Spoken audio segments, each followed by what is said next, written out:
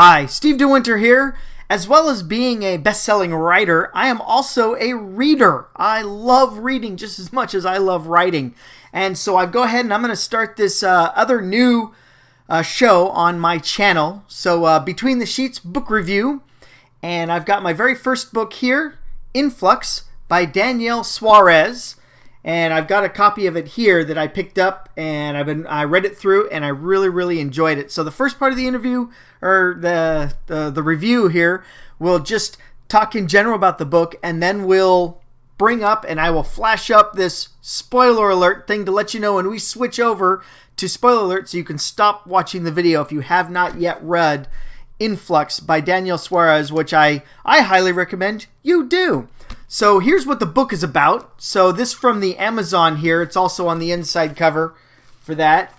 What if our civilization is more advanced than we know? The New York Times bestselling author of Daemon, the cyber thriller against which all others will be measured, imagines a world in which decades of technological advances have been suppressed in an effort to prevent disruptive change. Are smartphones really humanity's most significant innovation since the moon landings? Or can something else explain why the bold visions of the 20th century, fusion power, genetic enhancements, artificial intelligence, cures for the common disease, extended human life, and a host of other world-changing advances have remained beyond our grasp? Why has the high-tech future that seemed imminent in the 1960s failed to arrive? Perhaps it did arrive, but only for a select few. Particle physicist John Grady is ecstatic when his team achieves what they've been working on toward for years, a device that can reflect gravity. Their research will revolutionize the field of physics, the crowning achievement of a career.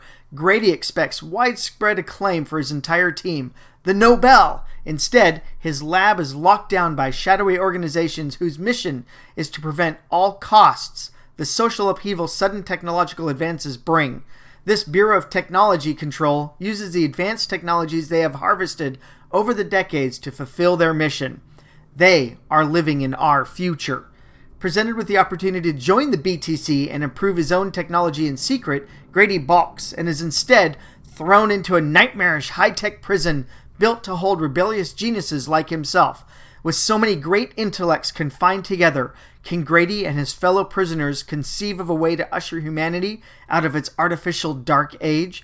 And when they do, is it possible to defeat an enemy that wields a technological advantage half a century in the making?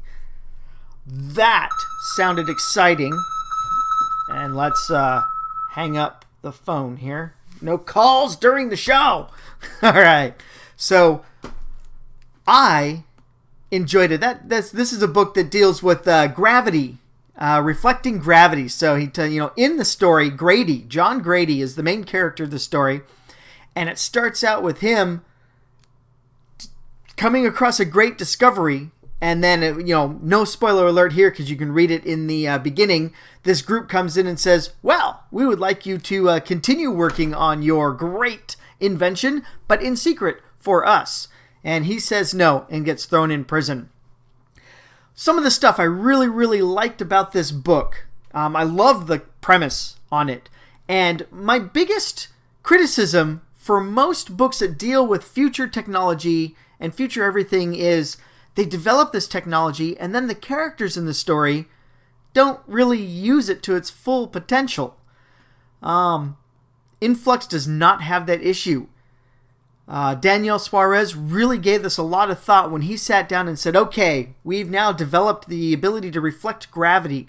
And when his characters go to use it in the story, they use it believably, realistically, and they utilize it to its fullest potential, especially when they start having some battles and everything utilizing it. They really go for it for that. And a lot of the other technologies that I won't talk about just yet, in this beginning part, Daniel gave this a lot of thought and made sure that he approached this from a realistic standpoint. As much as, wow, this is crazy stuff, he definitely nailed it on the head for entertainment value and gave it a lot of thought. I highly recommend Influx for those of you who like Michael Crichton and anything with science fiction and future and everything. I love this kind of stuff. So Influx is definitely a book for you to read. Every aspect of the book was great, and it was a wholly satisfying read, and I enjoyed the ending for it, and everything was concluded wonderfully for that. All right, so this ends the very beginning of our... So if you haven't read Influx, go check it out. It's been out for a little bit. Let's see, when does that... when do they say it came out? Let's see, we got February of 2014. So it's been a couple of years now for this book, but you know, I only just recently came across it. There's just so many good books out there. It's so hard to keep up with everything. So this is one. Go check it out. All right. So for those of you who don't like spoilers, if I can find my spoiler, I am now entering the section of the video where I'm going to talk about some specifics in the book. Things I liked, things I didn't. You know, again, everyone's got their own personal opinion. So I'm going to go ahead and talk a little... There, I'm in the hole here. So I'm going to go ahead and talk a little bit about that. And so for those of you who have not read the book and you want to read the book and you want to be surprised by all the great stuff that happens in it, stop watching the video now. Okay, let's turn that off because that's just an arena. So Influx, wow.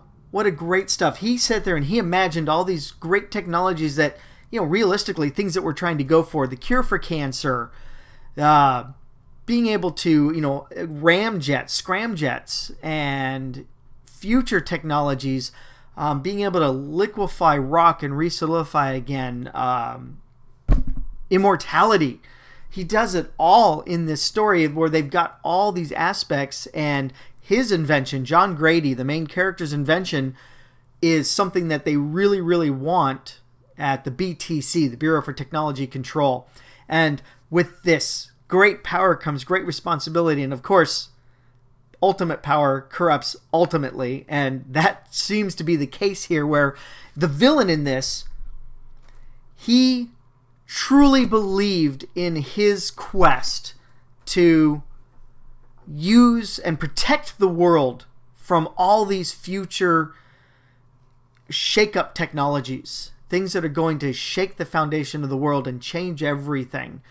He believed in his mission so much, and so the villain here was great. He really, really believed in his mission, that he was doing good. And I think that is the true mark of a great villain, is they think they're right, and they will do what they can to be right. Every death that happened in the story had meaning and purpose, even at the end when the artificial intelligence that seemed to just be following orders and somehow manages to find a loophole around that and follows the orders while still helping our heroes is just great. And then when that AI's death, I mean, I felt it. I'm just like, oh no! And you know, I now I want to write this. I want to help Daniel write the sequel to this. Co-author Daniel a sequel to this, so we can somehow resurrect this AI. I really felt for the AI, Varuna. It's been a while since I had a chance to read this, and I've done so much more in between. But he did such a good job with making me believe all the characters were real. And they actually had a history, they had a life, they had thoughts, they had desires and wants, even though they were an artificial intelligence that was supposed to follow orders, and there were ways to keep that AI from having its own free will. And especially when everyone gets thrown in the prison, when John Grady says, nope, no way, no how. One of my big criticisms of this is he seems to flip-flop near the beginning of the novel when he first gets captured.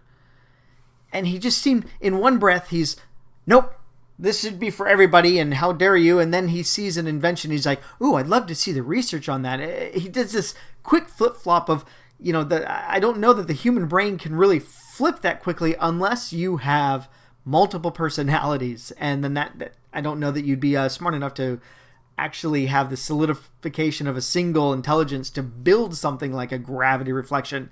But early on, John Grady flipped back and forth when he was first captured by the BTC and thought he had been killed, and ended up not really, and it was just a way to kidnap him without anyone ever looking for him. And he just flip-flopped so quickly and so easily. He'd be going down this thing of, you're evil, you're evil, you're evil, you're evil. Ooh, I'd like to see the research on that. As if a switch is flipped. And that jarred me a little bit. But that was a very small section of the book. The rest of the time, once he was in the prison and having to deal with everything for that, and the memory loss, and being discovered by others in the prison, where the prisoners are starting to actually fight back with where they're at. And it's so well done at that point. And I really like a lot of the characters. I liked how the book ended, except for that last one paragraph chapter. The final chapter that took place 7 years later. Oh yeah, and that brings me to the thing. A lot of time jumps in this novel because time had to happen. Time had to take place. You know, I'm a big fan of the something happens and everything happens within the next 48 hours. You know, I love those kind of stories where just boom, the clock, the ticking clock. And there was no real ticking clock in Influx. And not to say that it's needed.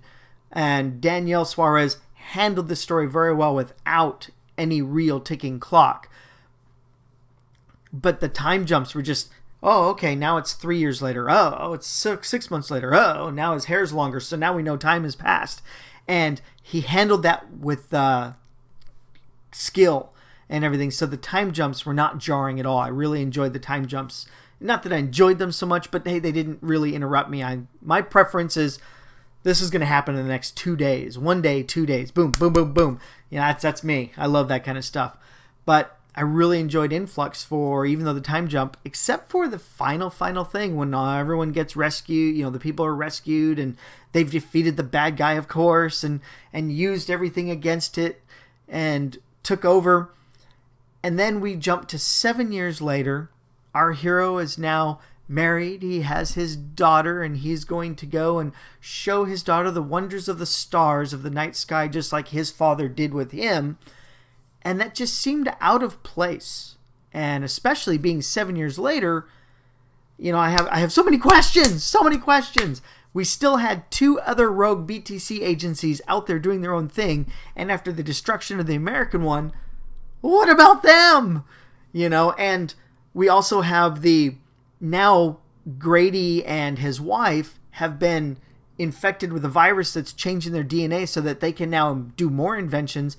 Well, their daughter's going to have that fully, and I expected, seeing her there on the daughter as he calls her out, I expected to have walked away from some little project toy that she was working with in the house and have it like magnetically floating, or not magnetically, but just like anti-gravity floating or something, where she's utilizing the DNA that's been encoded into her, have built something. And so that's the one thing that it was like, oh, the ending was like, oh, you know, endings are hard. I know. I've written 12 full-length novels. Endings are killer hard to do. And he had a good ending with the something more can happen, but then he threw in one more little paragraph, a whole new chapter. It almost seemed like an editor somewhere said, hey, Daniel, you really need to tell everybody that he's okay. And he just kind of stuck that on at the end there, just kind of like stuck it on the end. So, I don't know.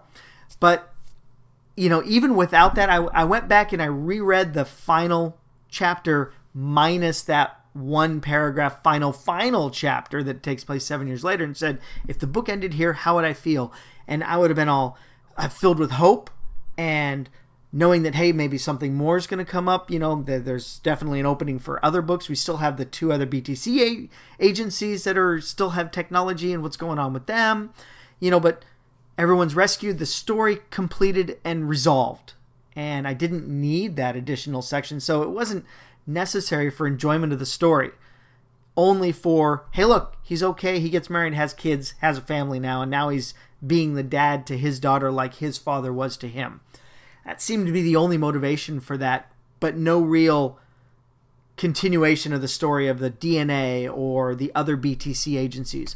But all in all, I give Influx 5 barkers. So that's part of my ODNT, old dog new trick stuff. So Influx by Danielle Suarez. Definitely a good book to check out. And if you like thrillers and Michael Crichton and science fiction and new technologies done well, done right, this is the book for you. All right, so hey, thank you very much. Hopefully I'll be able to get in touch with Daniel and get him on my other channel, which is ODNT Spotlight. And that would be great to sit there and actually chat with the author for Influx and everything. So, hey, thank you very much for watching. And as I read other books, I do a lot of writing. A lot of my day is spent with writing and doing all the other projects and things that I do. But as I get through a book, I will throw up a Between the Sheets book review for it, and help spread the knowledge of good books that I've read that I really liked and I want to tell others about, because I have my channel. Woohoo! Let's do it. All right, thanks a lot. Have a good day. Don't forget to join the ODN team and subscribe to this channel. I'll be doing more book reviews and hopefully getting spotlights for other book reviewers and authors and everything of the books that I've picked up. So thank you very much. Have a great day. Bye. Did it stop?